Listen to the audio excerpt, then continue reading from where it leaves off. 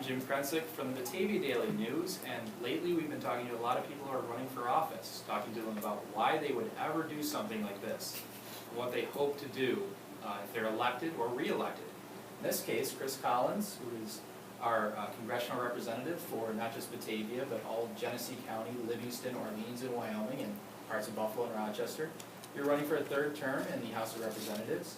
You have the endorsement or the nominations of the Republican, Conservative, Independents, and Reform lines, and you've got a month to go before this is all over. Is this the weirdest election that you've been a part of? Well, Jim, no, I mean, actually, for me, it's fairly similar to 2 years ago as an incumbent when I ran. This is now a presidential year, which changes things around. But, you know, I've been honored to serve the constituents in the 8 counties and 105 towns that I do represent in the majority, and I'm now honored to be on the #1 committee in Congress, Energy and Commerce, and I serve on the Health Subcommittee, Telecommunications Subcommittee, and Oversight Subcommittee. So, you know, I look at my job broken into 3 categories. One is constituent service, and I have an office in Geneseo, another one in Lancaster. We handle all the issues from passports to VA benefits, Social Security, disability. Our phone rings all the time. My average employee has 60 cases they're working on at any point in time, trying to cut through that red tape. My other job in Congress, obviously, is all the committee work. Typically, every day I'm in a committee hearing that lasts anywhere from 2.5 to 4 hours, being on the #1 committee, doing oversight of the administration, but also passing good legislation that makes sense. And then the third piece of that is on the national issues, making sure the government stays open, making sure we don't default on our nation's debt, making sure good common sense laws get passed, and in some cases, working against my own party where need be to get the XM Bank reauthorized, to fight against the Trade Promotion Authority and the Trans-Pacific Partnership, which in fact were supported by a lot of Republicans, but I knew the devastation of NAFTA, and I knew it was pretty comfortable our president would not negotiate a good Trans-Pacific Partnership trade deal, and he didn't. But for that reason, I opposed the Trade Promotion Authority that allowed him to then come to Congress with an up or down vote. Clearly, it's now a down vote. Democrats are opposed to it as well. But so it's constituent service in the district. It's me traveling through the district a lot. It's hard work on committees, getting good legislation passed and having oversight on the administration.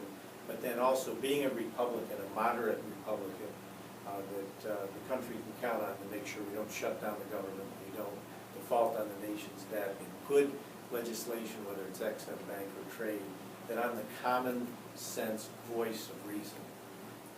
And that's something, I guess, that if you ask a random person, what is Chris Collins known for? They might go, okay, I've heard he's a congressman, but I also know him as a TV personality. I know him as the person I see on the news, as as an early, vocal, and a frequent, surrogate for the Donald Trump campaign. How has that changed how you viewed your role as sort of a national spokesman now? Well, it is true that being the chief D.C. surrogate for Donald Trump, the first member of Congress to endorse him on February 24th, which is now 7.5 months ago, I have taken on a role on most of the national TV stations, whether it's CNN, Fox Business, Fox News, MSNBC, CNBC, Face the Nation, pretty much every day. I'm on one station or the other, in many cases CNN New Day. People are seeing me at 7:30 in the morning. It's not unusual. Or I do a lot with Wolf Blitzer on the Situation Room at 5 and 6 o'clock on evenings, but many other shows as well. It certainly raised my profile within my own delegation and within the Republican conference. And I do chair the Trump Leadership Committee within Congress. So that's just another role that I've taken on, and I balance that. But it's consistent with my philosophy of making America great again, putting America first, whether it's trade deals or on the international stage. So it's a role that has been interesting and it's been fun, but it hasn't stepped on any of my time back in the district, or for that matter, just working on good legislation on committees. But it has been something that could benefit the district. It's something where I think you might think of it as maybe being time consuming or pulling away a focus on local issue. Are there ways that you've seen this that has basically improved any circumstances in our area? Well, I do have fun in many cases wearing a buffalo tie and bragging about, we are Western New York, but certainly Buffalo is the largest city. Wolf Blitzer's from Buffalo. We joke about eating at Ted's or Anderson's, or he wants to know what my favorite wing place is, and I've told him, but I won't tell the viewers because I don't want to get in trouble here. But where it would pay a benefit is when Donald Trump is elected president. As one of the most loyal people you'll ever meet, I would certainly expect, as Western New York issues that have an interaction to the administration, I'll certainly be able to carry that into a Trump administration, which I fully expect he will win. And I guess in terms of how that changes your role, obviously you're running for re-election. Your hope is that you're re-elected, that you're part of a House majority, that Paul Ryan is your speaker, and that Donald Trump is your president. What are you going to be able to accomplish now, heading into 2017, that you weren't able to accomplish in the first 4 years? Because it seemed a lot of the actions that we've talked about over the years have been, forestalling an effort, or trying to pare something down that may be imperiling. Well, the point is, the Republican majority for the last 6 years has played defense. We have been able to stop our president from doing things like taking away our gun rights, opening the borders even more than he wanted to. We've been able to stop his free spending as best we can in our discretionary budget. We've been able to block increases in the minimum wage. Time and again, we've been able to stop this liberal, progressive left president from imposing his will on the American people, because he needed Congress, the House of Representatives, to go along with him. And so we've been playing defense for 6 years. It'll be a very pleasant time to have the Senate, the House, and the White House in Republican hands to get this ship turned around and to start fighting for the American public, reform the tax code, secure our borders, have good common sense immigration reform, trade deals that bring jobs back, and finally have an international stance where we're defeating ISIS and standing up to Vladimir Putin and putting America first as we also deal with race relations in the cities. You can go on and on, but this country's been going in the wrong direction for 8 years. We all know it. The public knows it. That's why Donald Trump's going to win, is the change agent that's going to put America first. And I'm going to be helping as I can on my committee, Energy and Commerce. 2/3 of all legislation goes through the Energy and Commerce Committee. And certainly I'll have the ear of the President, which would be very important. So in terms of how this might affect a local voter, so we look at our area where it's rural, there are small cities like Batavia that do need aid, and kind of revitalizing themselves. What do you say to the voter that says, all right, so but what have we seen? These are national issues, but I need something local to help me out. It's we're hopefully far from a battlefield or a border. Well, what everyone needs are jobs. We need a growing economy. Our economy has been stagnant for 8 years. It should be growing 3 to 4% a year. And when we bring our jobs back and we look at China and Mexico that have been cheating and taking our manufacturing jobs and devastating not only Western New York, but clearly Pennsylvania, Ohio, Michigan, and many other parts of the country, when those jobs come back, they're going to come back into small communities. Like Genesee County. And that's the future for our children and our grandchildren. It's the future for this country. And so that's what they can look forward to. An administration working with Congress to pass common sense tax reform and to have trade deals that bring the manufacturing jobs back to the United States. And in the majority in Congress, I'll be part of that. In terms of this race that you have locally, Dinah Kastenbaum is the CEO of a small family company that's a tool and die manufacturer in Batavia. You have business experience as well. I see that as maybe one of the areas where you do have similarities, but there are stark differences. What do you see in your vision that differs from hers about how small business needs to get going? Well, the biggest difference is my support of a smaller government, balanced budget, a government that lives within its means and recognizes we're always going to take care of the most vulnerable and those who can't take care of themselves, but not the big government, Democrat, progressive left that my opponent would support in her support of Hillary Clinton, her support of a Chuck Schumer or Kirsten Gillibrand, which just believes big government should tell us how to live our lives and take away our guns.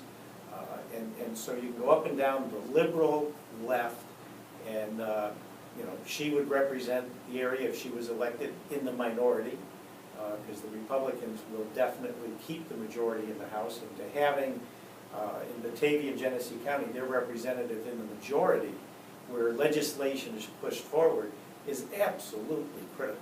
And there is no circumstances whatsoever where the Democrats can take control of the House.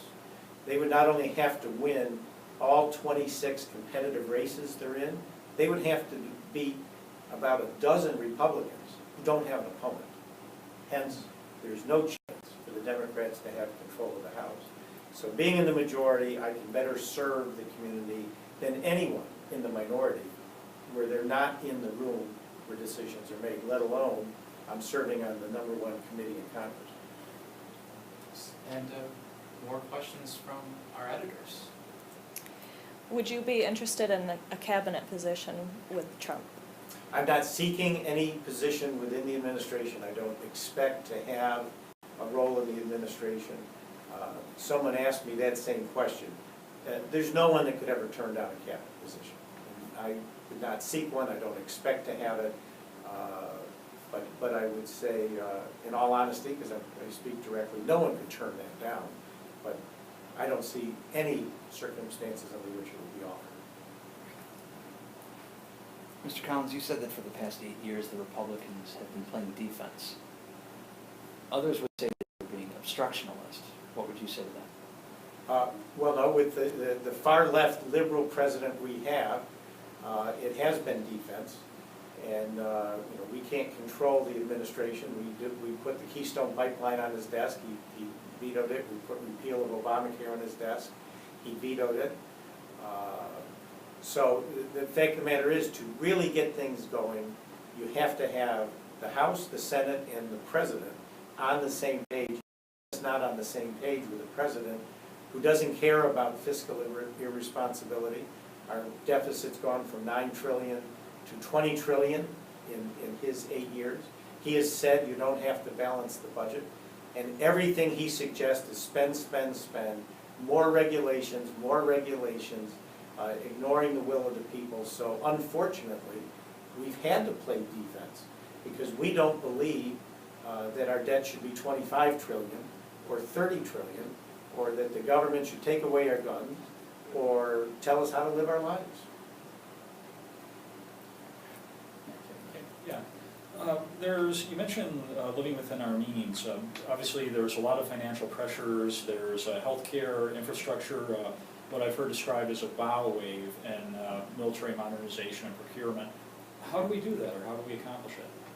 Well, it starts with we have to get our economy growing. If our economy is growing, as it should be, at 3.5% or 4% a year, people are working who are not currently working, who may be getting food stamps and other subsidies and being on Medicaid.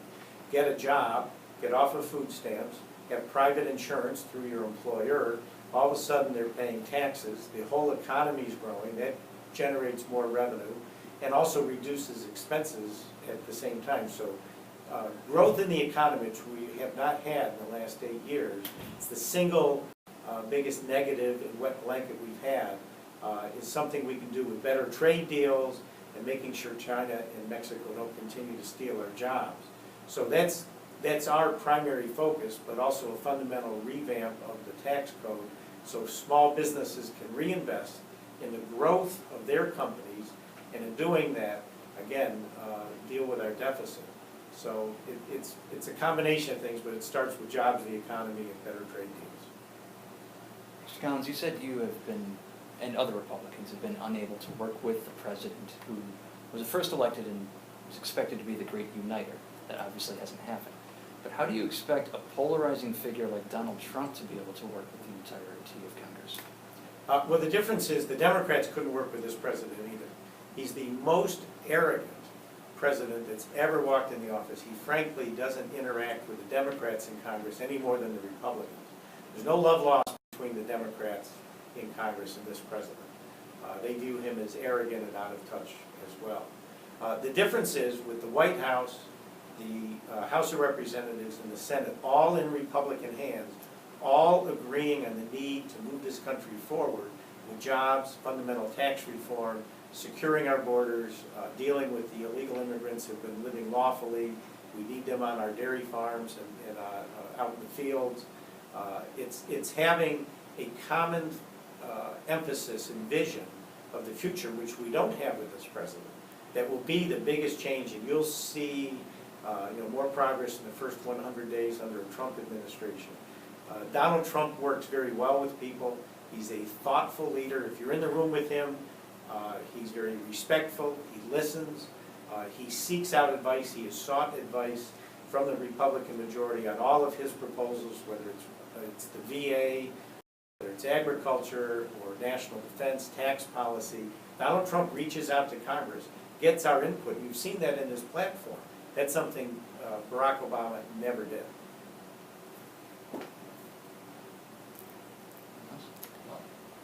For people in the GLOW region, Genesee, Livingston, Orleans, Wyoming counties, what would you say your biggest contributions to people in those communities has been? Constituent service, number one, but also taking things like the waters of the U.S., where the EPA was effectively going to regulate our farms, the water runoff, even try to call mud puddles some kind of navigable waters. I led the effort with the Farm Bureau to stop that. And I was successful in getting a majority of the members in Congress, both the Republicans and Democrats, to sign off on the letter to the President and the EPA to get that onerous waters of the U.S. Dealt with in a certain way. I've also taken legislation that has helped our new craft brewers, and again, the folks growing hops, the hard cider people, to change the definitions of what made cider and not taxed as liquor or wine. So I've listened to the constituents in my agricultural community, taken those out, and in some cases reached across the aisle. And since the Senate was at one point under Democratic control, I've had folks like Senator Schumer help me with the cider bill. I've had Kirsten Gillibrand help me with other legislation, needing a sponsor. We have 2 Democrat senators. So I'm not opposed to working across the aisle on the good common sense things we do, but the major role I've played is on the agricultural piece. For 2 years I was on the Ag Committee, so I know those folks well, and we've been able really to take all the key